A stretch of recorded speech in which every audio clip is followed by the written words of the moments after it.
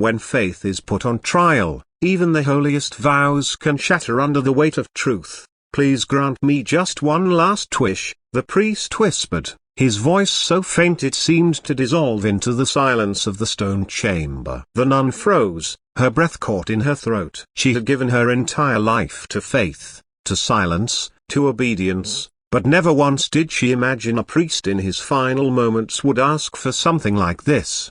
What he said next would not only shock her to the core but would eventually leave everyone who heard the story in disbelief. Stay with me until the end, because this story will leave you speechless. And before we begin, don't forget to like this video, hit subscribe, and comment where you're watching from. Because what unfolds now is unlike anything you've ever heard. Sister Catherine had walked the corridors of St. Mary's Cathedral for 15 years. Every morning at dawn, every evening at dusk, her footsteps echoed along the cold stone floors. She was only 28, but those years inside the convent had aged her with discipline and devotion. Her brown hair was always tucked neatly beneath her white habit. Her green eyes carried a warmth that seemed to reach straight into the hearts of others. A kind of gentleness that brought comfort to troubled souls. The other sisters often admired her quiet strength. She never sought attention, never broke the rules, never questioned the life she had chosen. When younger nuns wrestled with doubt, they turned to Catherine. When the elderly sisters grew frail and needed assistance, she appeared without even being asked. She lived her days in purposeful silence, in small acts of kindness, in whispered prayers that rose up to the vaulted ceilings. But on one particular autumn morning, the rhythm of her carefully built world was about to shatter. Father Michael had been a fixture at St. Mary's for over 30 years. At 62, with silver hair and eyes as blue as winter skies, he carried himself with a presence that filled any room. His sermons drew tears from hardened hearts. His counsel soothed the broken. His smile, though touched with sadness, gave courage to those who faltered. Generations of families had passed through his hands. He had baptized their children, married their sons and daughters, buried their loved ones. To the congregation, he was a pillar of strength, a shepherd whose quiet guidance made faith feel alive. But Father Michael carried a secret. 3 months earlier, the doctor's words had fallen like a hammer. Advanced stage cancer. 6 months at most. The disease had grown silently, mercilessly, stripping away the time he thought he still had. He had told no one, not at first. He continued leading prayers, celebrating Mass, visiting the sick, serving as he always had. But gradually, his body betrayed him. His hands shook while offering communion. His once strong voice grew faint and uneven. His shoulders bent under an invisible weight. His meals went untouched, and dark circles gathered beneath his eyes. It was Sister Catherine who noticed first. She saw the way he gripped the altar rail to steady himself. She caught glimpses of him pausing in the hallway, his palm pressed against the wall as if fighting through waves of pain. She watched his once hearty frame wither, watched him linger long hours in his study, gazing out the window at nothing. One evening, as rain lashed against the cathedral windows, Catherine gathered her courage and knocked softly on his study door. "Come in," came his weary voice. She stepped inside. He was seated behind his desk, surrounded by books and papers, the glow of a single lamp outlining his lined face. He looked up, offered her a tired smile. "Sister Catherine, what brings you here so late?" She closed the door gently. "Forgive me, Father, for speaking so directly, a broken bar, but I'm worried about you. You haven't seemed yourself." For a moment, silence. He set down his pen and leaned back in his chair, studying her carefully. What he saw was not curiosity or idle concern, but genuine care of a soul reaching out to another. He gestured to the chair across from him. "Sit down, Catherine. There's something I must tell you, but it must remain between us, at least for now." She sat, folding her hands, bracing herself. "I'm dying," Father Michael said, his voice steady though his eyes flickered with pain. "Cancer. The doctors give me 3 months, perhaps less." The words struck her like ice. Her throat tightened, but she stayed composed. as her life of discipline had taught her. "Oh, Father, a broken bar," she whispered. "I've made peace with it," he continued. "We all must face our mortality. But there is something else, something I have never told anyone in all my years of service." Her gaze sharpened, sensing the gravity of his confession. "I wasn't always a priest. Before I took my vows, I was engaged to be married." Her lips parted slightly in surprise. "Her name was Elena. We were young, filled with dreams. We spoke of children, of building a home together, of laughter in the years ahead. But the broken bar, I felt the call to serve God. It came suddenly, fiercely, impossible to ignore. I broke our engagement. Elena was heartbroken, begged me to reconsider. She told me we could serve God together in our own way. But I was convinced. My path was the priesthood, celibacy, complete devotion." Father Michael rose slowly, walked to the window, staring at the rain-soaked courtyard beyond. "Elena married another man 2 years later, a good man, kind and faithful. They built a family, 3 children, a life I could have had. But she died, Catherine, 5 years ago. Cancer. The same illness that is taking me now." The room fell into heavy silence, the only sound the rain against the glass. "Father, why tell me this?" Catherine asked gently. He turned, tears glimmering in his eyes.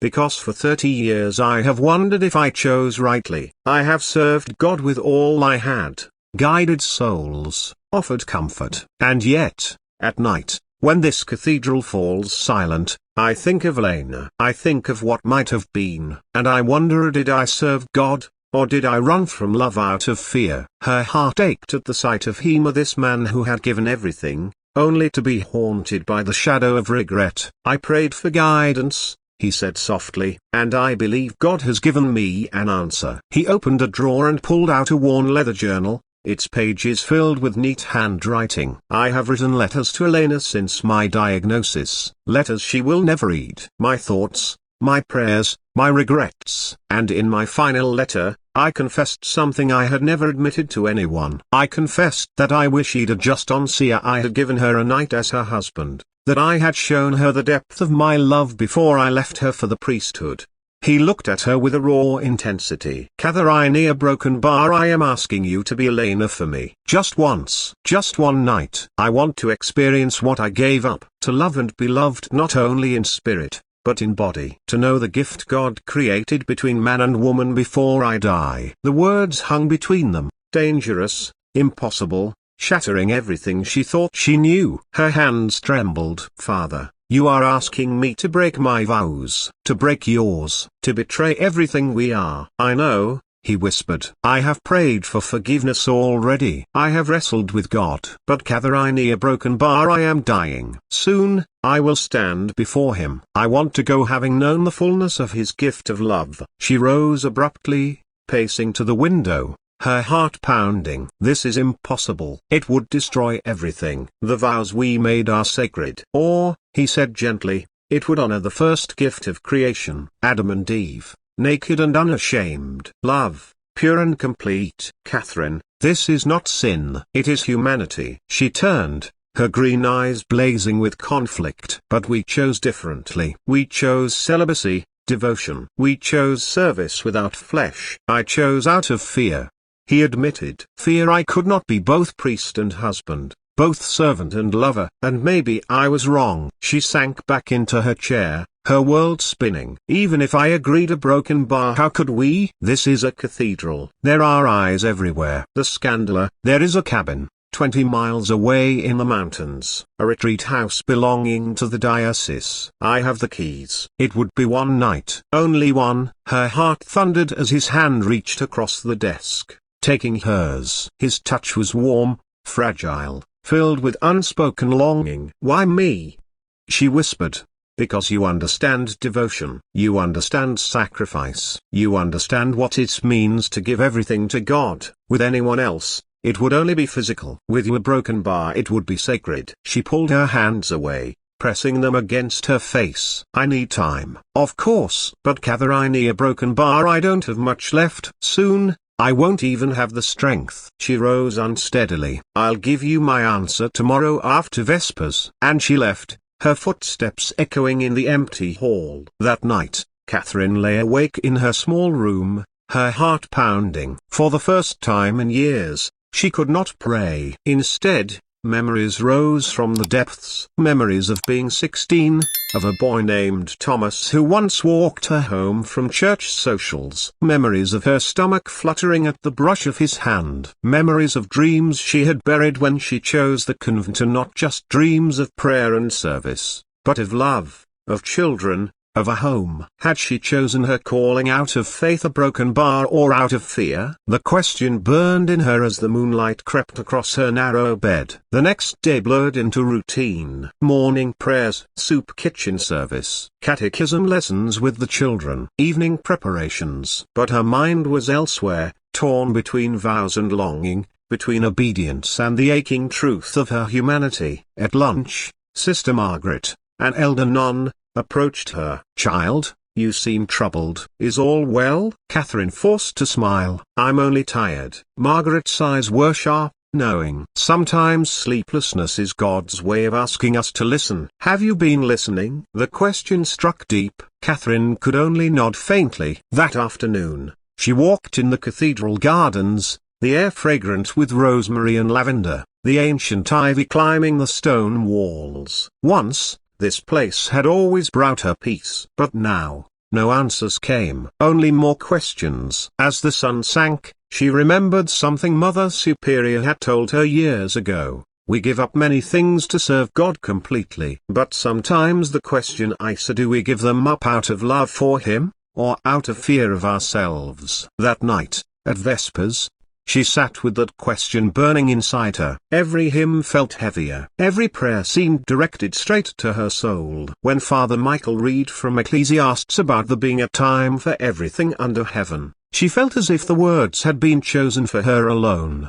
After the service, the sisters filed out. Catherine remained. Slowly, Father Michael extinguished the altar candles, until only the dim glow of twilight remained. "Father," she said softly. He turned, his face pale, his eyes searching. "I've made my decision." The silence stretched, filled with possibility, with danger, with trembling hope. "I prayed more than I've ever prayed in my life. And I keep hearing your words, so that maybe love was never meant to be denied completely, but understood as sacred. Maybe I have lived in fear, too. Fear of what it would mean to be vulnerable. Fear of being changed." He stepped closer, his breath unsteady. "I'll go with you," she whispered. "Tomorrow night, to the cabin." His eyes widened, filled with gratitude and relief, and something else, something ancient and human. But Catherine's voice was firm as she added, "This is not just about fulfilling your wish, Father. This is about both of us. About discovering what we buried long ago. About truth." Their hands brushed as he passed her the keys. And in that brief touch, something stirred within her, something that frightened and excited her all at once. That night, lying in her small bed, she stared at the ceiling, knowing her world would change forever tomorrow. The day passed like a weight upon Sister Catherine's shoulders, every hour dragging her closer to the moment she could no longer pretend her world was unchanged. She moved through the motions of convent life, her morning prayers, her duties in the kitchen, the smiles and soft words exchanged with parishioners, but beneath it all, her heart thudded with a restless rhythm she couldn't silence. She avoided Father Michael throughout the day, not out of anger, but because she feared what she might see in his eyes: longing, hope, or worse, despair. As the autumn sun sank, the air turned crisp, the sky painted with streaks of violet and gold. Catherine told the sisters she was leaving for a private retreat, a time of reflection, a chance to listen more closely for God's voice. No one questioned her. She was Catherine, the quiet, dependable one. She had earned their trust through years of steady service. When the cathedral bells tolled 6, she found herself standing outside the heavy oak doors, the keys cold in her trembling hand. A small travel bag hung from her shoulder, packed with only essentials. Her heart beat faster with every step she took toward the waiting car. Father Michael was already inside, seated behind the wheel, his face pale but illuminated by something fierce, a determination, or perhaps desperation. Their eyes met, and for a long moment, Neither spoke. Then Catherine slid into the passenger seat, folding her hands tightly in her lap. He started the engine, and together they drove into the fading light. The road to the mountains wound through forests aflame with autumn. Leaves fluttered down like golden rain, carpeting the path in fire and rust. The silence between them was thick, filled with words neither dared to speak. Catherine's mind was a storm. Doubt clashed with desire, faith wrestled with fear. And yet, beneath it all, a quiet voice whispered that this moment had been waiting for her all along. After an hour's drive, they reached the cabin. It stood nestled among tall pines, its stone chimney rising against the backdrop of a valley that stretched endlessly below. The air was sharper here, scented with earth and pine needles. Father Michael unlocked the door, and they stepped inside. The cabin was simple, almost austere. A small fireplace occupied one wall, with a neat stack of logs beside it. A worn rug lay across the wooden floor, and a single table with 2 chairs stood near the window. Beyond a narrow hallway was a single bedroom, the door half open, revealing a modest bed draped in a handmade quilt. Father Michael lit the fireplace, and soon the room glowed with warmth, shadows flickering across the walls. He sat heavily in one of the chairs, breathing deeply, as though the act of traveling here had already drained him. Catherine watched him, her heart twisting at the frailty in his movements. This man who had once stood so strong at the altar now trembled as he placed another log on the fire. "Are you certain?" she whispered finally. He looked up at her, his eyes wet with unspoken emotion. "No," he admitted. "I've never been certain of anything in my life. Not even the day I took my vows. But I know this, Katharina, I do not want to leave this world without knowing what I sacrificed, without touching the fullness of God's gift." She lowered her gaze, her hands clasped so tightly her knuckles turned white. "And what if this is sin? Then may God forgive us," he said softly. "But Catherine, I believe love is never sin. Only the absence of love is." The fire crackled between them, filling the silence. Finally, Catherine rose, walking slowly to the window. The valley stretched out below, dotted with flickering lights from villages in the distance. She remembered the words of Sister Margarita, "Sometimes sleeplessness is God's way of asking us to listen." Was this God's voice, speaking through her restlessness? When she turned back, Father Michael was watching her, his expression raw, vulnerable. She crossed the room and sat opposite him, her heart thudding so loudly she thought he must hear it. "If we do this," she whispered, "we cannot return unchanged. We will carry it with us, to our graves." "I know," he said, his voice breaking. "And that is all I ask. To carry it with me, even for a little while." The night unfolded slowly, tenderly, not in the reckless way she had feared. They spoke first along into the hours about childhoods, about regrets, about Elena and Thomas, about choices made and doors forever closed. The fire burned low, shadows stretched across the cabin walls, and their words wove together until silence finally overtook them. And in that silence, Catherine felt herself surrender to something greater than duty, something older than vows, something that belonged not to the convent, but to the simple, fragile, beautiful truth of being human. When morning came, pale light spilled across the quilt, and Catherine awoke to the sound of his breathing beside her. For a moment, she forgot everything of the convent, the rules, the shamia, and simply listened to the steady rhythm of a heart that had loved deeply, even if imperfectly.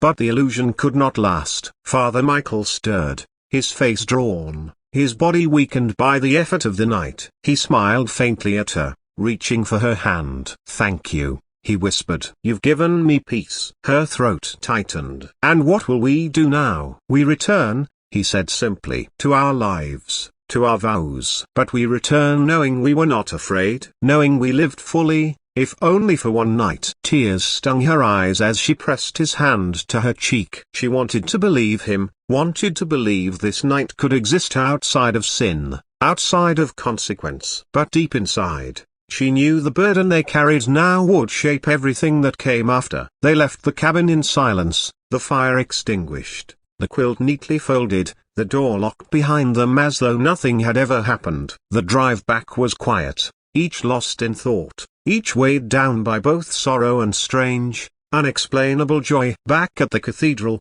life resumed as though nothing had changed. Catherine moved through her duties with the same quiet grace, but something inside her had shifted. Her prayers were no longer rote, they were raw, pleading, filled with questions she could not silence. She found herself weeping at hymns that had once brought only calm. She looked at the children she taught and wondered what it might have been to hold her own. Father Michael grew weaker by the day. His sermons faltered, his steps slowed. And yet, when their eyes met across the chapel, a quiet understanding passed between them. They had shared something sacred, something no one else could ever know. 2 months later, he was gone. The cancer claimed him swiftly, leaving the cathedral draped in mourning. Parishioners filled the pews for his funeral, their tears a testament to the countless lives he had touched. Catherine sat among the sisters, her hands folded, her eyes fixed on the simple wooden coffin. Her heart broke, not only for the priest they buried, but for the man who had once been engaged, who had once loved Elena, who had once chosen faith over love, and who had finally, in his last days, chosen to live without fear. After the service, she walked alone to the garden. The autumn leaves had given way to winter's stark branches, the air sharp and cold. She knelt among the frost-covered roses, her hands clasped, her breath forming clouds in the air. For the first time in weeks, she prayed not with questions, not with guilt, but with gratitude. "Lord," she whispered, her voice breaking, "thank you for letting me be part of his peace. Thank you for reminding me that love, wherever it is found, is never wasted." The years ahead would not be easy. She would carry the memory of that night like a hidden flame, sometimes warming her, sometimes burning her. She would live with the knowledge of broken vows, but also with the certainty that for one fleeting moment, she had known the fullness of God's most human gift. And when people asked her, in later years, why her green eyes carried such depth of sorrow and compassion, she never told them the story. She never revealed the cabin in the mountains, or the night spent with a dying priest. She simply smiled softly, as though she knew a secret too sacred for words. Because some truths are not meant to be confessed. Some truths live only in the silence of two souls who once chose love, if only for a single night.